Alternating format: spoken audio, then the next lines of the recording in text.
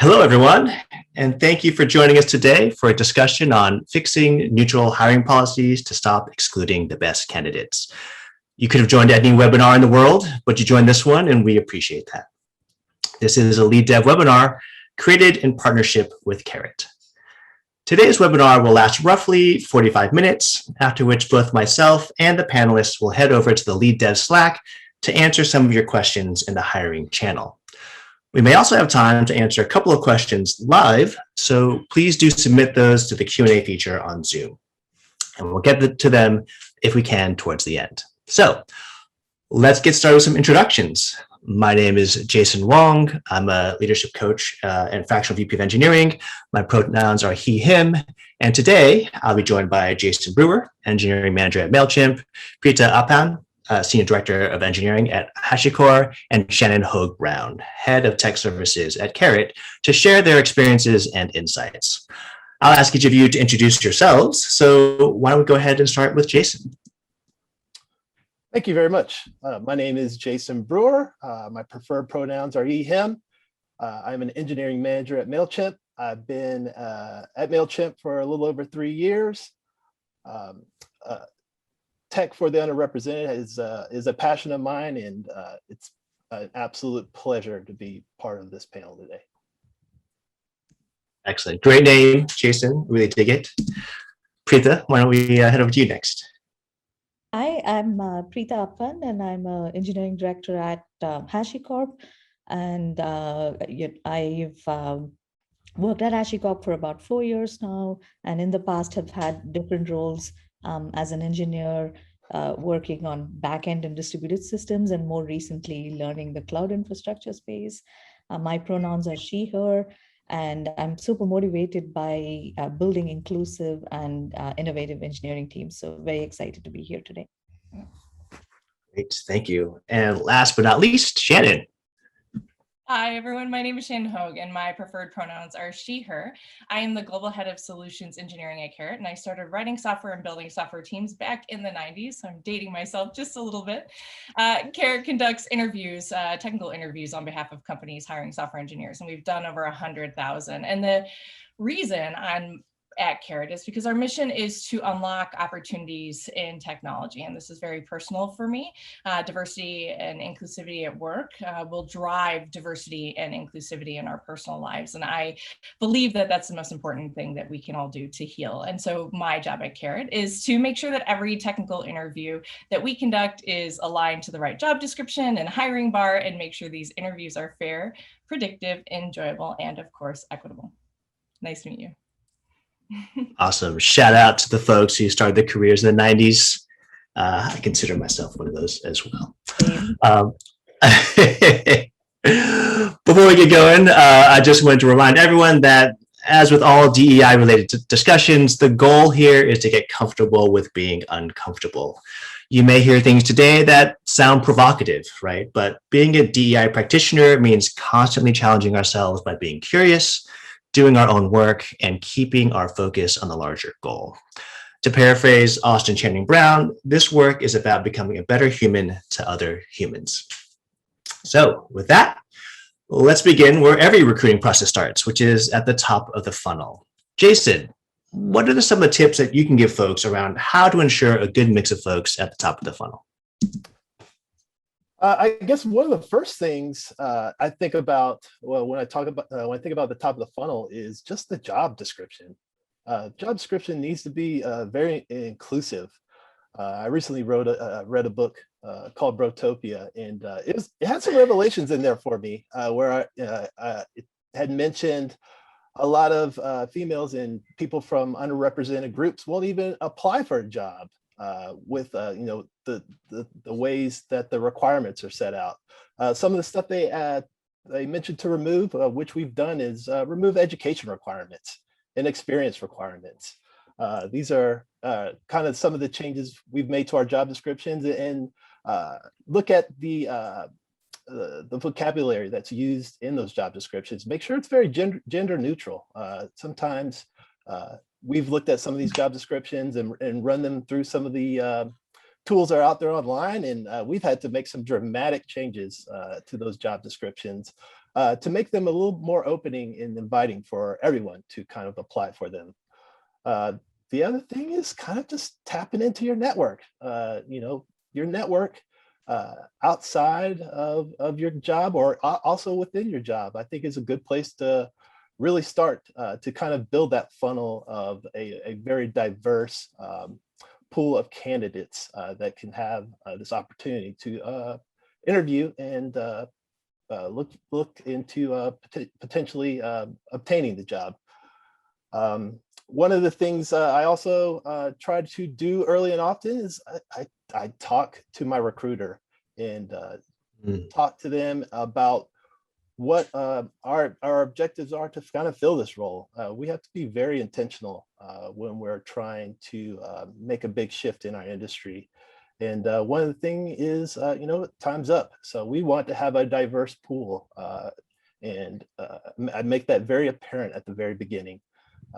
If I get a couple resumes and they kind of have the same background and demographics, I'll reach out to my recruiter and say the next one needs to be different than those last two. And we're not even going to review it until that's the case. So that's one way that we've been able to kind of diversify the funnel of candidates that are coming in. The other thing is just kind of going out there yourself as a hiring manager and reaching out to people and within meetups. So I've reached out to founders of meetup groups, underrepresented groups in tech, and we've kind of collaborated with them and talked to them.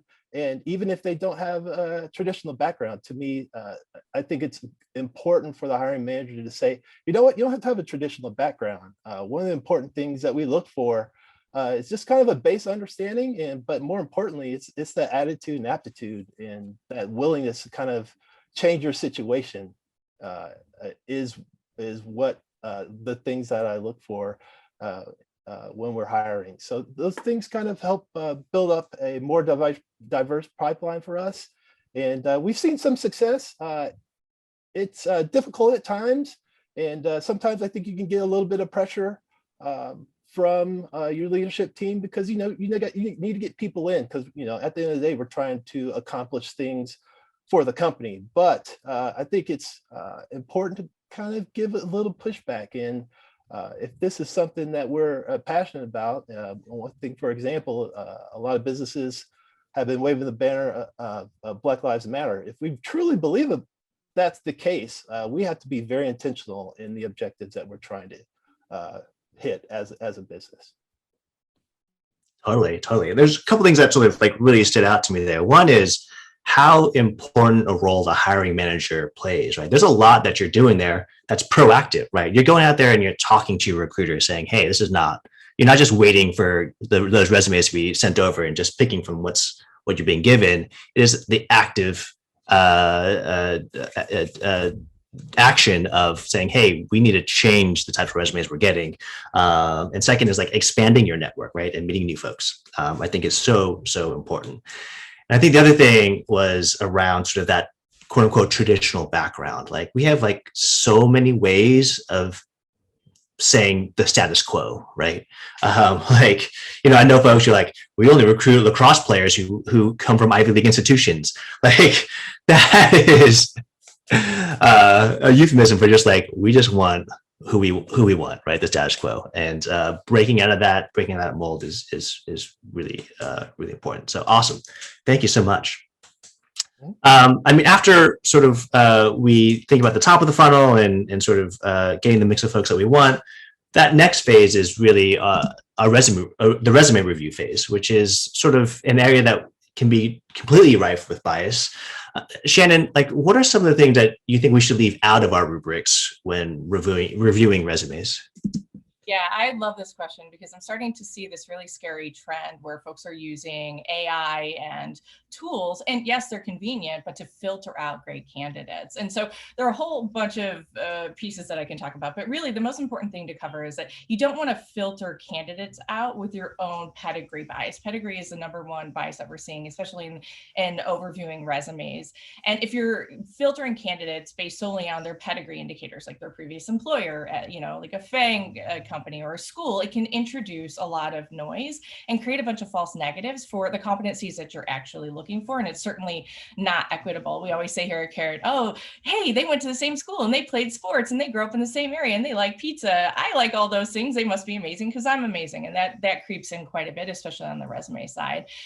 When you use pedigree as a proxy for capability, you eliminate candidates who don't come from traditional backgrounds. I myself come from a non-traditional background, and I certainly have grown my career and hopefully added a bit of value over the years as an engineer. And so if your talent pool is filled with engineers from the top talent in computer science schools, not talent, then you risk also creating in-groups, which is, significantly dangerous if you're looking for diversity as well as diversity of thought. And so our internal data, just at Carrot, so that you all know, is that we've done over 100,000 technical interviews and less than 10% of direct applicants actually end up getting interviews. So make sure that as you're following the wonderful sage advice from Jason here, and you remove all the masculine and that 10X and all the crazy that tends to turn women and people of underrepresented communities off, as you start to filter it out, then start to make sure that you're looking at direct applicants.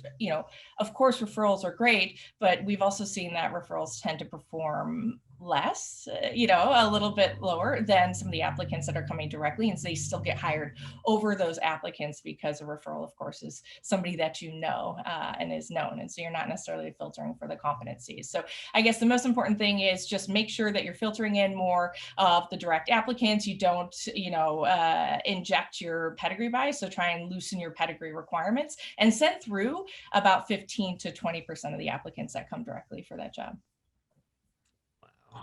Wow.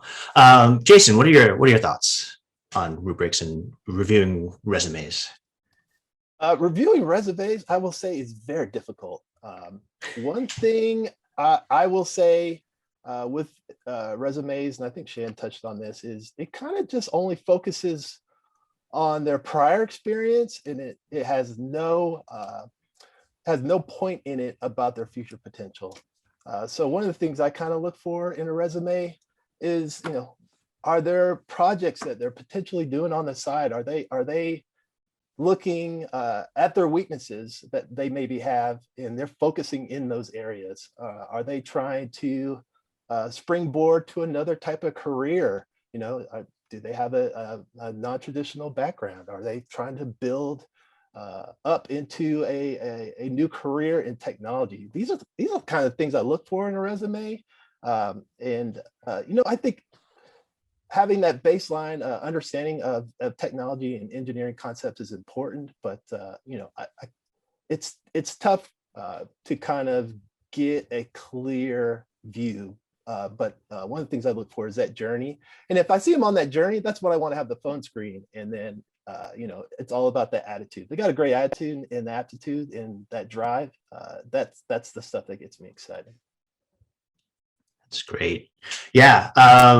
I think it's interesting. The other thing that I see oftentimes is sort of that what falls under, like, we're looking for passion around coding type things, like a GitHub profile or like their extracurricular, they spend their spare time.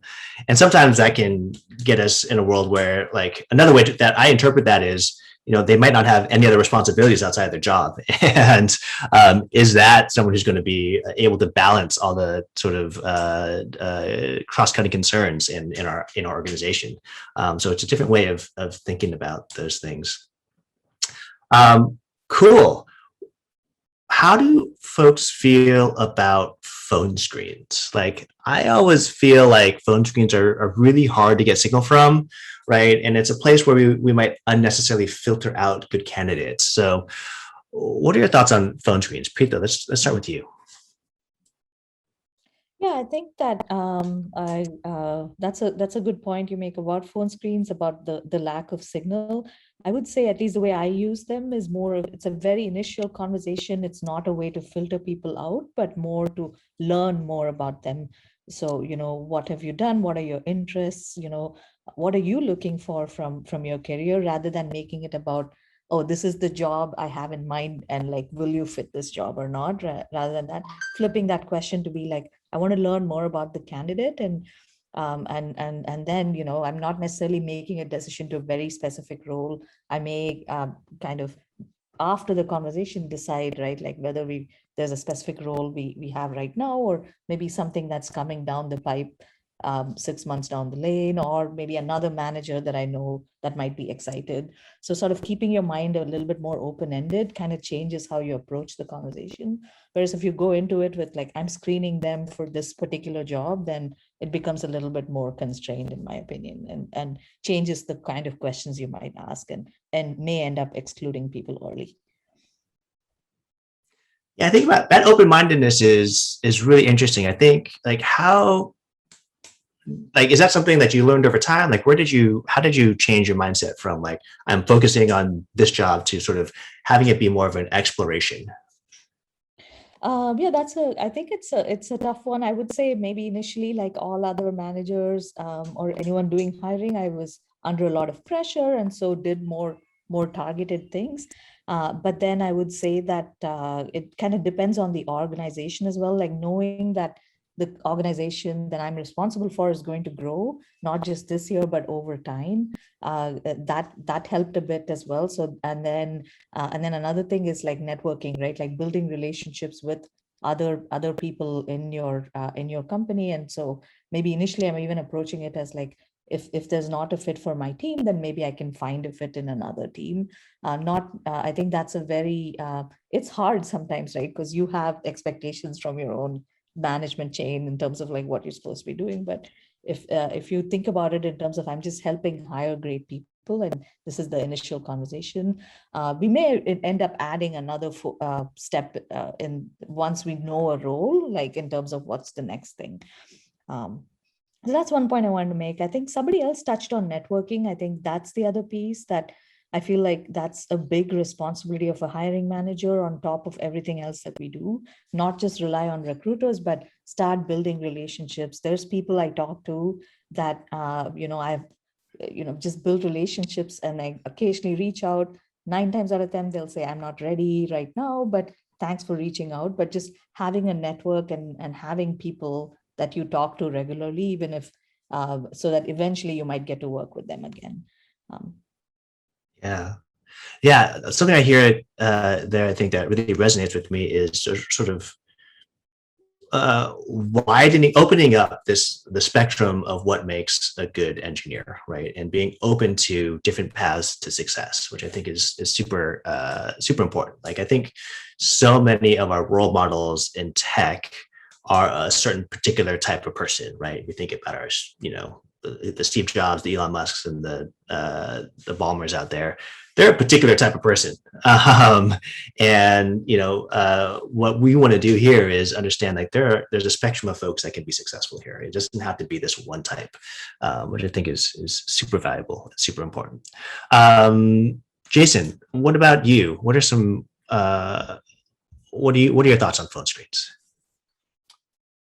So phone screens, I obviously have a boilerplate of questions that I try to fall back on, especially if we can't get a dialogue. So one of the first things I try to do is like, I want to start a conversation. I don't just want to hit you with a question after a question after question. Like, I want you to ask me questions. You know what? I want to be vulnerable as well. I want to tell you, I've got some challenges myself as a manager. There's some things I'm still trying to learn. Everything's not perfect here. And, I kind of want to provide that full disclosure of our team and some of the challenges that they can help us solve, and some of the interesting technological challenges that we're trying to approach, and also talk about some of the backgrounds of the team members, and tout some of our diversity and unique thought perspectives that we have on the team. So, the goal is to usually have that conversation. Obviously, that isn't always the case with phone screens, and that's kind of why I have this boilerplate questions I kind of fall back on. But the phone screen to me is like, I want to get to know you, not just your professional career, but like you personally. And I want to share a little bit about myself, about some of the challenges I have and the weaknesses I have and the things I'm trying to work on. It's important, I think, when you're screening people, like to see if you're going to be able to build a strong trust relationship and help each other grow. Yeah, totally, totally. I love that sort of as a dialogue of like two people, again, just sort of getting to know you, right? And understanding like, here's where we are at as an organization and what we can offer. And sort of, I'd love to hear about like what you're interested in. Awesome. This next one is interesting. I think it's a little bit of a hot topic right now in terms of, recruiting right now is in a crazy point in time. It's kind of wild out there. So take homes and homework, right? Shannon, like, what are your thoughts here? Should folks do them? Should they not do them? Like, what's reasonable here? What are your thoughts on take homes? Yeah, I mean, I think we just need to realize that we need to be very careful. Jason touched on this a bit when we talk about, or I think you, Jason, talked a little bit about how assuming that somebody is only living and breathing code and they have a GitHub account and they're spending their time with that, you're really filtering out folks that maybe have a couple of jobs or taking care of a family member, providing care for their children, and so on. And so if you tend to go towards like a 6 to 8 hour assignment, it's probably not as equitable as you think, even though, and I think Preetha will touch on some of this. But the other thing to keep in mind as well is that, we don't want to be asking folks to do free work. If you're going to give an assignment, ensure that you understand the competencies that you're looking for, that you've done an assessment of whether or not it's equitable, that it's, a fair understanding of whether or not that person could be working within your team, and all of that. And I think we'll talk about it, comes in, making sure that you have the right rubric and structure and leveling in place before you even think about giving a take-home test. So just some random take-home tests to see if somebody can code probably won't give you what you want. So, be really diligent if you are going to do that, and understand that if it's going to take more than an hour, you are filtering out candidates. And we've seen also in our research that, a very high number, up to the 70% level of underrepresented communities and women in tech, tend to drop off of your hiring funnel once they get a take-home quiz, because they either don't have the time or they're used to and conditioned to the fact, and this is a fact, that a lot of tests are kind of stacked against them in life. So. Totally. Preetha, what are your thoughts? Yeah, I think the point about not giving people 6 to 7 large exercises totally makes sense. I know that I personally would have been totally turned off if any org tried to do that with me. And you can't assume that people are just doing this all their lives, right? Like there is a reason why interviews are time boxed. I think the one nuance though is that if you do some kind of on-site, I know these days everything's remote, like you do some type of on-site that's like time constrained, like an hour where somebody's working through a design problem or an algorithm. Even that, I've found that some personality types find that very stressful. It really doesn't match how code or how people work in real life, right? Like there's not an artificial, in 1 hour you have to solve this. And so I would say, as hiring managers, kind of during the initial process, ask people what their preference would be. And if it's a personality type, the candidate's personality type that finds that type of interview stressful and would prefer to work on it quietly in their own time within reason. Of course, it still needs to be scoped to be within an hour. And then maybe they can come back and have a less stressful discussion about what they did. Like, here's what I did, like, I'm going to walk you through my solution and have a design discussion, and then evaluate them based on that, as opposed to evaluating based on, can they solve this problem in 45 minutes? So that, I think, is the nuance around take home. But I totally agree with like not having, go solve this project type of take homes. Yeah, I think something that's also really important is when you're designing a take home, because you're familiar with it, if you design it for what you think is going to be an hour, it's going to take your candidate a lot longer than that. So just have that sort of empathy for the other side. I love sort of this idea of like the take home as an inclusivity tool rather than a filtering tool. Something I learned from Kevin Stewart over at Harvest, especially for that sort of the drop off that we see, is as companies, don't ghost your candidates after giving them a take home. And that is like if they're going to commit to doing work for you and then you just ghost them afterwards, that is a tough pill to swallow. So something that I think one of the tactics that he picked up was like, if you give someone a homework or a take home, make sure you schedule that interview at the same time, right? And let them know that there's going to be a commitment from both sides. Like, I'm committing to looking at the work that you're submitting and having another conversation with you as a way of bringing folks across that drop off, that gulf when it comes to take homes. Great. So now we get into the sort of the actual interview process itself. And one of the things that I think is our go-to recommendation when it comes to implementing hiring is a structured interview, which is all about having a consistent interview process and a rubric. But we don't always really talk about whether a consistent process is an inclusive or equitable one.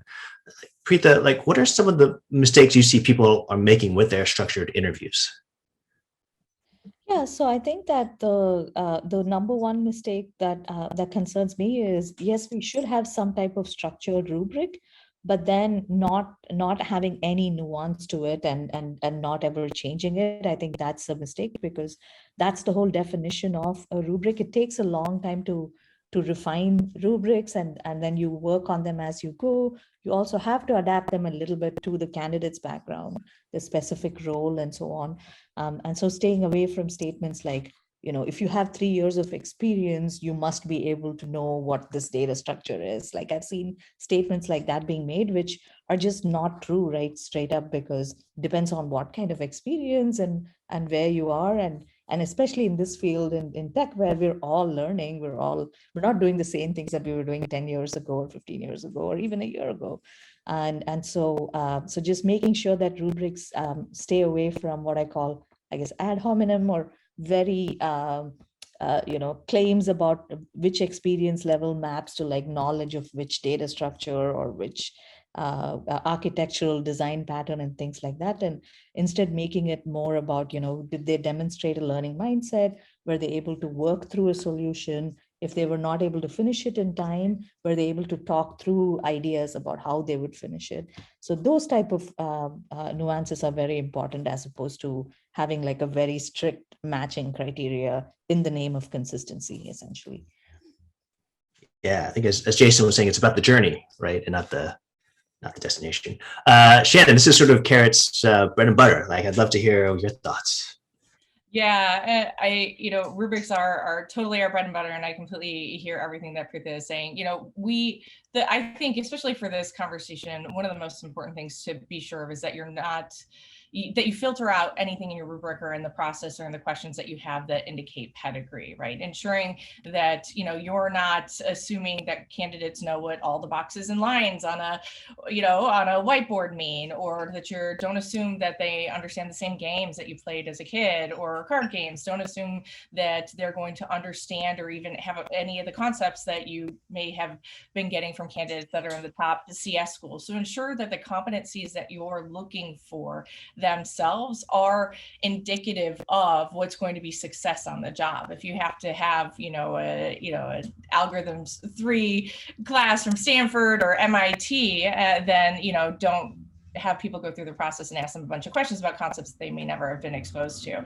I think the most important thing really is just ensuring that you have the right structure in place. There are, define your competencies clearly, understand what your leveling looks like, and decide that as a team. One of the biggest mistakes is that you don't get buy-ins from your team members that, hey, these are the competencies that we actually need. This is how we're going to level folks that are coming in. These are the formats and the questions that we're going to be asking that are indicative of of level or success in those questions. Ensure also that you've covered what the responses are. You can set a bunch of questions, but if you're looking for someone that should be optimizing code, make sure that you let them know, and you let the interview folks know, and the people who are reviewing that interview and that candidate, that that's what you were looking for, that it was made clear in the interview process. And then make sure you say, okay, here's beginner, intermediate, advanced, and expert level answers. And so, I can't tell you how much that will help to have a defensible position for each of your team members when they're going into the round table on the candidate themselves. I think, the rest of it just comes in the interview itself. Conduct, interviews professionally, making sure that you measure consistently. So that, again, having those answers in place, establish clearly what your hiring bar is. That's where we get into trouble with bias, right? If we're bringing in recommendations, people tend to hire recommendations, even though they may not have met the leveling that you're looking for. And that's the fastest way to get on the bad side of your talent team, which we obviously don't want to do. We have trouble enough as it is.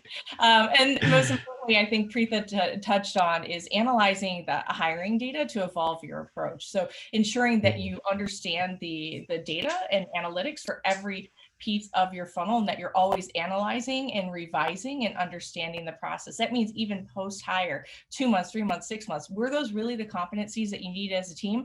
Yes, no. Is this person succeeding? Yes, no. Why not? Is that because the process wasn't there? Reevaluate, fold that back in, and iterate. Awesome. Jason, you were nodding your head a lot when Shannon was talking about getting buy-in from everyone on your team. It felt like you maybe had some experience with that. Was that, yeah, we'd love to hear what that was. It's absolutely important. We're while I am the hiring manager, it's important to me to get the input from everybody that's on the team, because we're all going to be interacting with this new individual that's on the team, and we're going to have to start forming again. And have to build new relationships and trust, and the dynamics of the team are going to change. So it's critical for me to get the input from everyone, and everybody's input is weighted equally. I don't care how long you've been on the team. I don't care how long you've been in the industry. Like, we want to hear from you. I want to hear your perspective. It's absolutely important when it comes to hiring. And I love everything that Preetha and Shannon said. We try to do the same thing. We try to remove bias from the interview process. It's difficult because these things we have learned throughout our life. But I think if your heart and your mind are in the right place, and you're trying to do the right things, and you're trying to look at everyone through a lens of fairness, I think that is a big part of that interviewing process. Yeah, totally. One of the things that was that had me thinking that you said, Jason, was like, how do we avoid groupthink? Like, I think it's so common for us to like chatter in between interview sessions, and like, what are some things that y'all have found to be effective in saying, hey, just don't talk until we get to the post huddle, to the wrap up, so we don't influence the process. That's been a great norm at MailChimp. We ask everyone to submit their scorecards on a candidate before we even talk about it. So that's one that has kind of been disseminated throughout the corporation, and it's something that has sticked pretty well. I would say in like post huddles, it becomes hard, and I even find myself doing it when I do retros of a post huddle, and even my input. I'm like, I feel like someone's feedback just swayed my opinion of an individual, and I think this goes back to the whole process. It's like, okay, this is where we need to make changes. I recognize that I have some biases, and they are creeping in because someone said something. I'm like, I didn't even think about that. Now I need to change my perspective. So I think it's all those pieces are important. Yeah, In totally. post huddle, I think I just wanted to share one data point, which is, I think we didn't touch on panel diversity, but let's say we did have that, right? So you have a group, but most people are of one gender, and then we have one underrepresented candidate, and then we're in that post huddle. The underrepresented candidate may have seen something like a certain communication pattern or something, making sure that as a group, like, you're not dismissive of that because everybody else didn't see it. Like, maybe there's a reason the others didn't see it, right? So as a hiring manager that's running the post huddle, like, making sure you're really digging into what this person experienced, asking the right questions, and making sure the others on your team are also coached to sort of hearing from each person on the panel. I think that's super important. Just want to bring that up. Yeah, absolutely. And also recognizing that for that person on the panel, it's not necessarily easy to speak up about it, right? There's a calculus that's going on there for folks that whether it's stereotype threat or like just understanding, like, if like everyone else on the panel is totally bullish on this person, and you're the one who had a bad experience, that's really, really hard to sort of be the person that says, I'm not so sure. So having that empathy, I think, is super important. Thank you so much for bringing that up. I think one of the things that I found that I learned recently about this is, like, when I do interviews, I think about it as an exploration. I think about, like, how do I get a candidate to this point of saying, I don't know, right? And that's like the interesting piece for me. Something that I learned from Marco Rogers is that not everyone is comfortable with that vulnerability, with saying, like, I don't know. And so if that's the type of interview that you all follow, trying to find ways of making it clear that our goal here is to get to some sort of knowledge boundary, or trying to find a way to make it as safe as possible, and to get to that point. So that's my one tip there. So we've done the interview. Well, we've built the funnel. We've reviewed the resumes. We've done the phone screens, the take homes. We've done the interview. Now we're in the post huddle. Shannon, what are some things that folks need to look out for in that post-interview huddle? Yeah, I love everything that Preet and Jason were talking about with the post-interview huddle. I mean, the most important thing for me, and I do believe that we should fill out our scorecards. And in fact, as you're doing the interview, just to kind of follow up on what Jason was saying, we have about 70 different inputs that our interview engineers have to fill out throughout the interview process. And then we have a second person who didn't even meet the candidate, watch the video, and then do quality control over the usage and the efficacy of that scorecard and that rubric. And so it's really important to get that piece right. And it also puts you in a place where you have a defensible position. You understand where you were before you get into the room.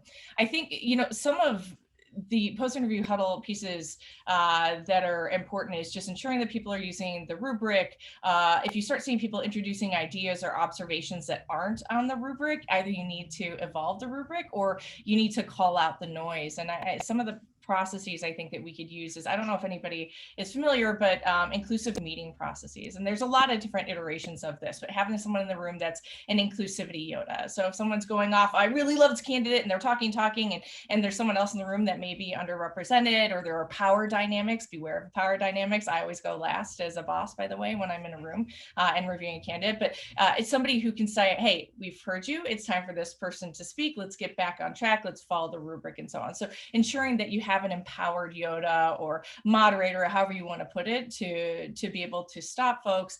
Let's go back to the competency that you're looking for. Let's look at exactly what the leveling is. Do we all agree that that was the leveling we agreed upon? Here are the answers and the experiences that we have, and move on. But, I love what Preetha and Jason are saying, which is, there are power dynamics in the room where people are conditioned, and you, Jason, also said this, over time, not to ask questions or clarification questions. So start your meeting and your interview huddles with some ground rules. Hey, this is a safe place. Ask the right questions. Don't be afraid to challenge even folks that are more senior or who, are not your peers, maybe your bosses and so on. And then also ensure that the Yoda is able to say, hey, let's get back to the rubric. This seems like a little bit of noise. We understand the personality is amazing and it's your referral, but let's go ahead and be clear about our structuring and leveling, because that'll help, of course, you get along, of course, with your recruitment team and be able to set salary expectations, standards, and help obviously post in the review cycles as well, because you're all on the same page for level. Nice. Sorry, was that Yoda you said? Is that your facilitator? Yeah, we had a wonderful trainer come in and train us, and we call it the inclusivity Yoda. And so this is the person that's enabled to say, hey, stop it, or ask the tough questions, or call things out that nobody in the room wants to say, and it's a safe place for them to do that. I love it. One of the questions that we're getting from the viewers out there is what's on those scorecards? We've been talking a lot about scorecards and rubrics. Shannon, we'll throw this one to you. Yeah, so I have a link that I can send out and I'll type the answer. Essentially, inside of the interview rubric, first you have to identify the competencies that are relevant to the job and define them. You need to list any observable candidate actions and results. And so that's where I was talking about, like beginner, intermediate, advanced, the types of answers that you can get and be able to level them beforehand. I would say just put check boxes next to what those are, and then ensure that you summarize like a completed rubric into an actual hiring recommendation. And so you're going to follow those rules. You're going to fill things out as people are giving answers. Oh, they answered this, but they missed maybe X, Y, and Z that could be happening, or potential race conditions. So I'm going to put them in that intermediate category, right? So make sure that you define all the potential answers that are coming on. And then at the end, ensuring that, hey, each of these competencies are weighted a certain way, which would turn into X hiring recommendation. But I can put a link to some of the kind of processes that we use internally if it's helpful for folks. Awesome. I love it. Yeah. So many times I've seen someone like fill out the rubric, but not fill out the hiring decision, which is like, but what? Anyways, all right. So we've gone through the post huddle. Now it's time for closing a candidate. Preeta, what are some of the things you think about when it comes to closing candidates? Yeah, I think, when you're at that stage, like the offer stage, right? So again, make sure that you start with a very equitable offer, not try to base on, like, of course, now it's illegal in many states to even ask for previous salaries. But before that, right, again, depending on somebody's career journey, they may or may not have had the salary that you're seeing other people in your team. So you have to ignore all that and then give an offer that like matches the level and the range for the position within your company. So making sure that you're doing that, like don't think of the offer as like, oh, I just need to meet what this candidate is currently asking for. So I think that's super important. Making yourself available for any follow-up and post interview questions that the candidate might have, like maybe they have reservations about the team, and just being as transparent as possible about the makeup of the team and the company, and like the product or any other questions they might have. I also like sharing, like at least in our org, we don't make our engineering career matrices public. I know some other companies do. So while we can't do that, we at least talk through, right? Like here are the broad descriptions of the levels and how I think about how career progression happens within the team, and just sharing all that proactively rather than waiting for someone to ask questions. Because again, right, like not everyone's comfortable asking, like, what will my career look like if I were to come to your company? So those are, I think I have other ideas, but these are the few that came to mind off the top of my head. Great, thanks. Yeah, and I think there's the offer stage, and then there's the other side of that, which is when candidates like don't make it. And Jason, when we were prepping for this panel, like you mentioned that you like to reach out to candidates even if they don't get an offer. What are some of your motivations for doing that, and what do you cover in those conversations?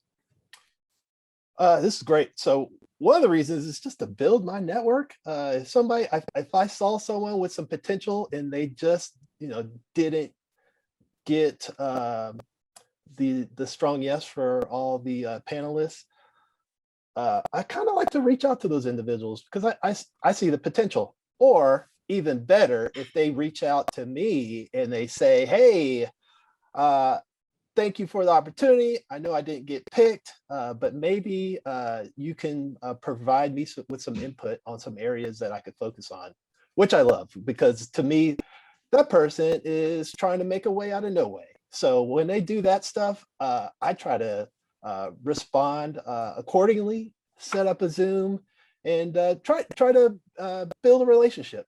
So we'll sit down on a Zoom, have a conversation. We'll talk about those areas that I think they could work on. And this isn't just a one-time situation. Like, I want to continue to build this rapport with this individual and challenge them in certain ways, and then come back to them. And then when I see them grow in those areas that I think they need to strengthen on, that to me is a strong sign of someone tapping into their future potential.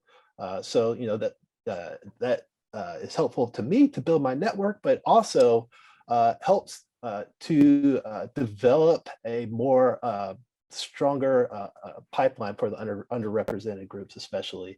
I'm at the point in my career where it's time to kind of pay it forward. So like, this is my opportunity to do that to others and provide some of my experience and background and knowledge, and provide that mentoring and those opportunities for someone to level up. Yeah, I mean, paying it forward is so important. Well, friends, that is all the time we have today. Thank you all so much to our panel for all of the insights. We will be heading over to the hiring channel in the Lead Dev Slack to answer more of your questions. I see one question in the Q&A right now. If you want to send that over to the hiring channel, we'll be there to answer it. So please head over there and we'll continue the discussion. Thank you all for joining. We hope to see you next time. Take care.